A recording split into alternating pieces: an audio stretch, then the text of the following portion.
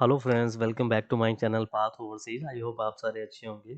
दोस्तों, आज मैं आपके लिए एक ऐसी ज़बरदस्त वीडियो लेकर आया हूँ उन लोगों के लिए जो अपनी पीआर लगाना चाहते हैं कनाडा के लिए और अपनी फैमिली को भी वहाँ पर सेटल करना चाहते हैं। सो दोस्तों, हाँ, बिल्कुल सही सुना आपने। आज मैं बात करने वाला हूँ एक ऐसे प्रोग्राम की जिसका नाम है rural and northern immigration pilot program. So दोस्तों, इस प्रोग्राम की खास बात तो ये है कि इसकी रिक्वायरमेंट्स काफ़ी कम है। जैसे कि आप मेरी स्क्रीन पर देख सकते हो, इसमें कम से कम एजुकेशन चाहिए होती है, जिसमें आपकी 12th पास है तब भी आप इसके लिए एलिजिबल हो जाते हो। अगर आपके कम आईएलटीएस स्कोर है, आईएलटीएस स्कोर कम से कम आपके 4 सीएलबी चाहिए, सीएलबी 4 है तब भी आप इसको अप्लाई कर सकते हो। And if you can see third one which is money to apply. अगर आपके पास कम से कम मनी है और कम से कम फंड फंड शो करके आप इसको अप्लाई कर सकते हो। इनके यहाँ जो फंड की रिक्वायरमेंट्स होती है काफ़ी कम होती है। तो दोस्तों, जैसा कि मैं हमेशा हर वीडियो में बोलता हूँ कि आपको कोई भी प्रोसेस आप उसको खुद कर सकते हो।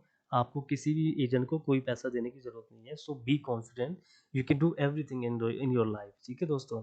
तो without wasting time let's get started. सबसे पहले मैं बताऊंगा आपको कि rural northern immigration pilot program है क्या।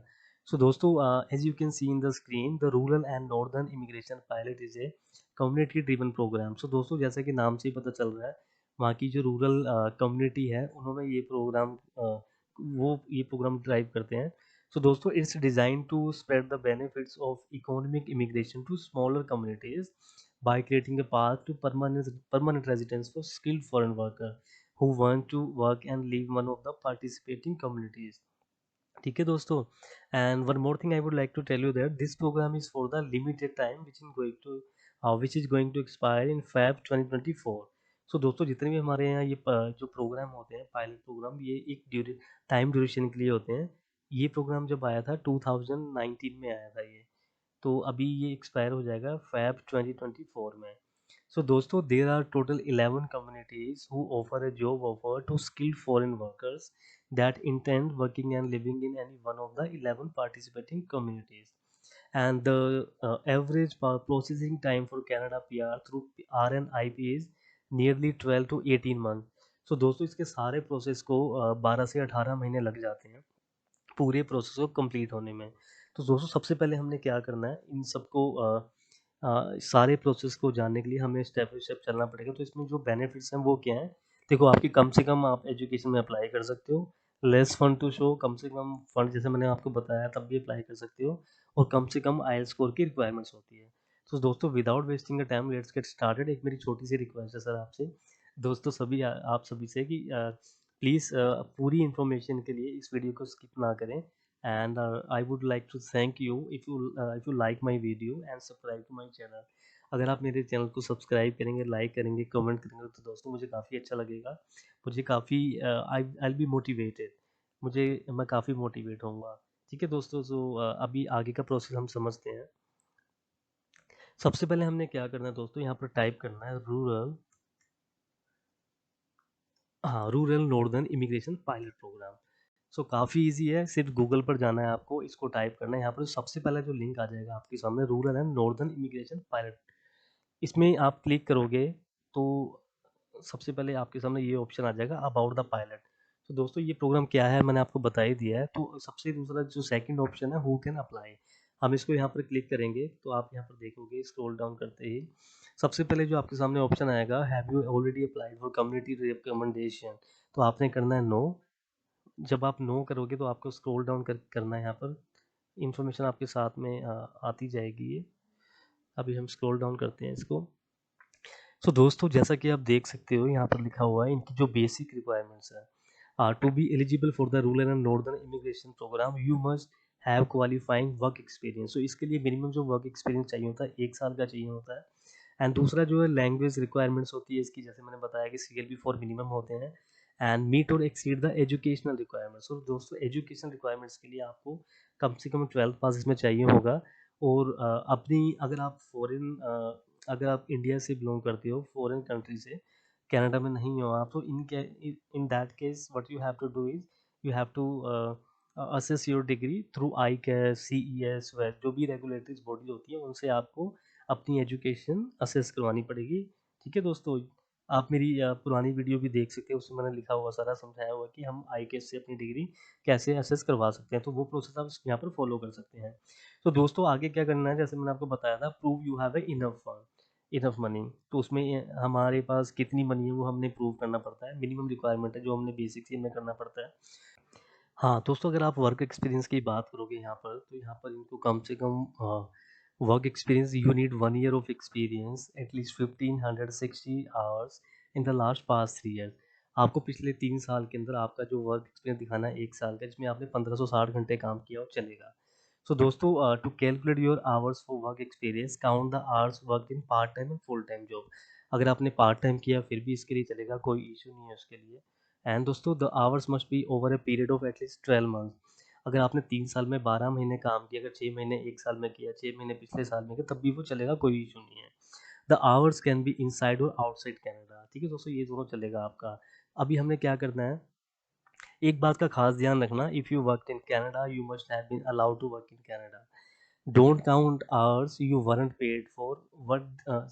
तो दोस्तों, इनके कहने का मतलब ये है, वो आपका वर्क एक्सपीरियंस काउंट नहीं होगा, वो आवर्स काउंट नहीं होंगे जिसमें आपने वॉलंटियरिंग की है या अनपेड इंटर्नशिप। जैसे हमारा इंडिया में मोस्टली क्या, हर जगह ऐसा होता है, अगर हम इंटर्नशिप करते हैं तो हमें पे नहीं, हमें नहीं मिलती, पे नहीं मिलती हमें, और हमें हम अनपेड इंटर्नशिप करते हैं, तो उस केस में वो एक्सपीरियंस नहीं चलेगा आपका। ठीक है दोस्तों, अभी जो इनकी सेकंड रिक्वायरमेंट वो हम देखेंगे, लैंग्वेज रिक्वायरमेंट।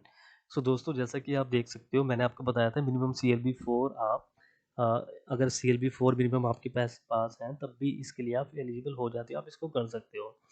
यहाँ पर क्लियरली लिखा है, language requirements, you must meet the minimum language requirements based on the NOC category. So दोस्तों, इसमें देखो, जो minimum language requirements for each NOC जो कैटेगरी है इनकी, आपको पता ही होगा जो कैटेगरी इनकी होती है, Tier 0। सो दोस्तों, एक बात मैं आपको बोलूँगा, अगर ये आपको समझ नहीं आ रहा NOC कैटेगरी क्या होती है, आप गूगल पर जाके कर सकते हैं। Tier 0, 1 एंड 2 में क्या, 2 में कौन से ऑक्यूपेशंस आते हैं, 2 एंड 3 में कौन से आते हैं, Tier 4 एंड 5 में कौन से आते हैं। ठीक है दोस्तों, ये आप देख सकते हैं गूगल पे। So what I mean to say that, कि आपकी जो मिनिमम CLB की रिक्वायरमेंट होती है आईएलटीएस की, CLB 4 की होती है, ये आपको ध्यान रखना है। And you must submit your result from a designated language test. आपको आईएलटीएस का करवाना पड़ेगा, जैसा आपको पता ही है, आईएलटीएस की जो टेस्ट की वैलिडिटी होती है 2 साल की होती है। जैसे आपकी ECA जब कराते हो एजुकेशन का, उसकी 5 साल की होती है। तो अगर हम एजुकेशन की बात करते हैं, so दोस्तों, you must have won the following: a Canadian educational credential such as Canadian secondary school अगर आप कनाडा में हो तो, and Canadian post secondary certificate diploma degree, and दोस्तों educational credential assessment which is ECA। अगर आप India में हैं तो आपको ECA कराना पड़ेगा, जिसकी वैलिडिटी होती है 5 years। So less than 5 years उसकी वैलिडिटी होनी चाहिए, तभी आप इसको अप्लाई कर सकते हो। और दूसरा, अगर मैंने आपकी आगे की जो बात की थी, विच वॉज सेटलमेंट फंड। सो इसमें सेटलमेंट फंड्स में इसमें क्या क्या होता है, मिनिमम रिक्वायरमेंट्स होती है, जैसा मैंने आपको बताया था। Unless you are already working legally in Canada, when you apply you must prove you have enough money to support yourself and your family members while you get settled in your community. So दोस्तों, अभी fund के बारे में मोर हम जानेंगे, कितने fund की हमें रिक्वायरमेंट्स होती है, कितना कितना हमें दिखाना पड़ता है, उसमें शो करना पड़ेगा। तो सारा हम उसमें देखेंगे आज, स्टेप बाय स्टेप सारी बात करेंगे इसमें। अपने इसको क्या करना है, इसको स्क्रॉल डाउन करना है, स्क्रॉल डाउन के बाद यहीं पे नीचे लिखा हुआ है, have you already applied for community recommended, यहाँ पर आप नो क्लिक करोगे। आपने स्क्रॉल डाउन करोगे तो यहाँ पर देखोगे आप इसमें कितना फंड आपको दिखाना है, उसमें सारा मैं आपको समझाता हूँ अभी। दोस्तों ये देखो आप, हाँ, इसमें सारा टेबल में आप देख सकते हो। अगर आपके नंबर ऑफ फैमिली मेम्बर्स अगर एक है तो आपको $2,367 दिखाने पड़ेंगे। अगर आपके आपके साथ आपकी वाइफ, आपका स्पाउस साथ में जा रहे हैं तो आपको अपना फंड शो करना पड़ेगा 2,947। अगर आपका बेबी भी साथ में है फिर आपको दिखाना पड़ेगा 3,623। तो ये पूरा लिस्ट आप देख सकते हो दोस्तों, काफ़ी इजी है, कुछ नहीं है इसके अंदर, ये आपकी रिक्वायरमेंट्स है जो आपको फुलफिल करनी है। अभी हमने क्या करना है, अभी वापस चलते हैं हम नेक्स्ट पॉइंट पर। ठीक है दोस्तों, अब हमें क्या करना है, फाइंड ए जॉब। ये काफ़ी इंपॉर्टेंट फैक्टर है, जॉब के बिना तो पीआर लग ही नहीं सकती। हमें जॉब फाइंड करनी है उसी कम्युनिटी में जहाँ पर हम जाना चाहते हैं, अपनी पीआर की फाइल लगाना चाहते हैं। ठीक है दोस्तों, तो सबसे पहले हमें क्या करना है, जॉब फाइंड करने से पहले हमें एक कैनेडियन स्टाइल में अपना रेज्यूमे तैयार करना है। कैनेडियन स्टाइल का जो रेज्यूमे होता है मैक्सिमम 3 पेजेस का होता है। उससे ज़्यादा मत करना उसके अंदर, ठीक है दोस्तों। और इस सीवी के अंदर आपने ना जॉब डिस्क्रिप्शन नहीं लिखना, आपने कैनेडियन स्टाइल के सीवी में ये लिखना होता है कि क्या क्या आपकी अचीवमेंट्स हैं वहाँ पर, क्या क्या अकम्प्लिश किया आपने, क्या क्या आपने गोल कंप्लीट किए आपने, ठीक है दोस्तों। ये खास ध्यान रखना इंटरनेशनल सीवी हो, ताकि वो देख कर ही इम्प्रेस हो जाए। और बाकी की जो अदर थिंग, जो आपका जॉब डिस्क्रिप्शन क्या क्या हैंडल करते हो, क्या मैनेज करते हो, वो सारा आप लिख सकते हो कवर लेटर के अंदर। सो ध्यान रखना, काफ़ी प्रोफेशनल तरीके से लिखना। अगर आपको नहीं आता तो किसी की हेल्प ले लेना, ठीक है दोस्तों। अभी हमने क्या करना है, वो सीवी और कवर लेटर तैयार करने के बाद जॉब अप्लाई करनी है। हमने कैसे करनी है वो मैं बताता हूँ आपको। तो दोस्तों जॉब अप्लाई करने के लिए जॉब ऑफर रिक्वायरमेंट्स कुछ यहाँ पर है। The job you are offered must meet all of this requirements. कुछ रिक्वायरमेंट्स होती हैं उसकी, जैसे कि आप देख सकते हो, the job must be in the community. जिस कम्युनिटी के लिए हम पीआर अप्लाई कर रहे हैं अपनी, उसी कम्युनिटी से जॉब आपको लेनी पड़ेगी। This means that your location of work must be in the community. आपकी जो काम की लोकेशन होगी वो भी कम्युनिटी के अंदर ही होगी, वहीं होगी। The employer must continue running their business in the community. So ये सब बेसिक इन्फॉर्मेशन है दोस्तों, आपको ये सब ध्यान रखना पड़ेगा। आपको जॉब मिल जाएगी अगर आप अपना अच्छा सा सीवी और कवर लेटर तैयार करके उनको देते हो तो, ठीक है दोस्तों। ये काफ़ी बेसिक सी इन्फॉर्मेशन है इसमें। The job must B non seasonal in general, the mean this means you have consistent and regularly scheduled paid employment throughout the year. Your employment is permanent. This means that there is no certain date. The wage must meet or exceed the job bank's minimum wage for your job offer. तो जो भी government के minimum wage होते हैं वो आपको मिलेंगे, उसकी आपको टेंशन नहीं लेनी है।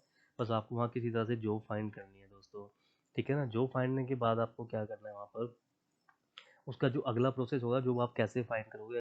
इसमें जो 5 कम्युनिटी आपके ओंटारियो की है, इसमें आप देख सकते हो, मैं पहला वाला लिंक जो दे रखा है यहाँ पर, ये टोटल 11 कम्युनिटीज़ हैं, इसी में जॉब अप्लाई करनी है आपको। तो हम फॉर एन एग्जांपल मैं आपको दिखा देता हूँ आपको जॉब आपको कैसे अप्लाई करनी है। इस लिंक को आप क्लिक करोगे, क्लिक करते ही आपके सामने ये साइट ओपन हो जाएगी।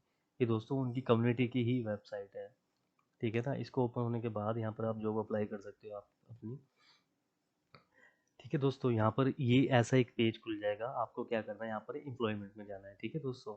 ये कम्युनिटी की उनकी वेबसाइट खुल गई है, North Bay and area, right. So you have to go to employment.